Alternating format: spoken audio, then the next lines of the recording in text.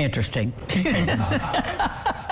An innovative learning opportunity is coming up for area high school students. It's called the New Tech Institute. Philip Hooper is a new tech parent, and Chris Gibson is the principal. Welcome, gentlemen. Thank you so much. I was so excited when the information came into my email to read about this. So, Chris, let's talk about what the school is, who it's for, and what the goals are. Sure. So we're an innovative model high school in the EVSC. So we're for students in grades 9 through 12.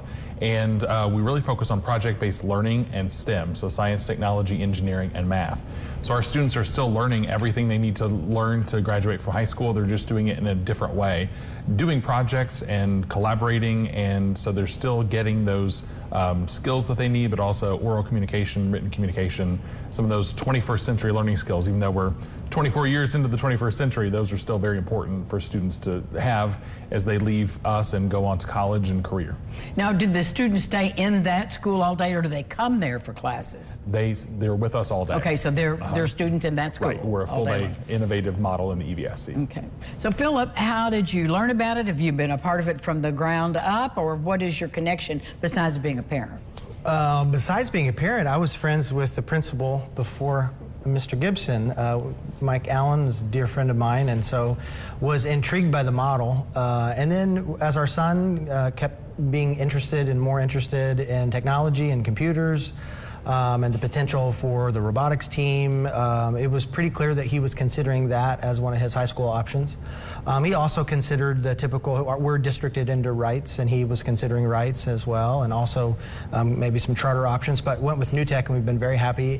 One thing I'd like to add is some of it is not only project-based, but it's interdisciplinary. So you have history and literature together with a history and literature teacher, and you might, because, you know, maybe it's nice to write about history and write well about history.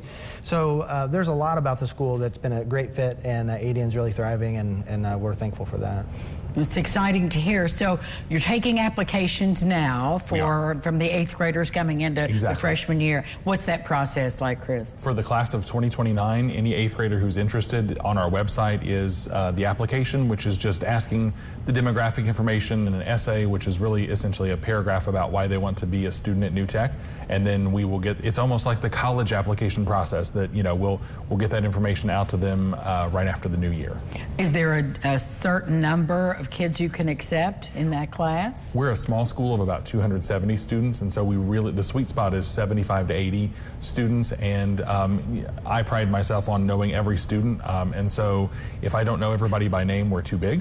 So that kind of lends that self to the supportive and inclusive culture that we have as a school. So we need to get the applications in. Deadline is again? December 20th. December 20th. Yes. This December 20th. That's right, yes. So next month. So get those in there. And then when will you release the acceptance? Early January. So they'll know and be ready for it. And be ready for then their 9th grade year in August of 2025. Well, Philip, you mentioned, you know, your son flourishing there and doing so well. What are some of the projects or a project he had his hands on while he was there? Well, they'll do science fair for 3 years. So he's had 3 years of science fair. We were smashing large, heavy bolts into cookie sheets in our garage recently. Okay. And I think the biggest one is the robotics team. So we won state his freshman year. We got to go to the World Robotics Competition in Houston. It was incredible, and that's probably one of his highlight memories will be for certain, as getting to see the World's Robotics Competition in Houston. It was great. It's just inspiring to hear. It really is. Thank you both so much, and congratulations. Thank you so much. Thank you. We'll be right back with more Lifestyle. Stay with us.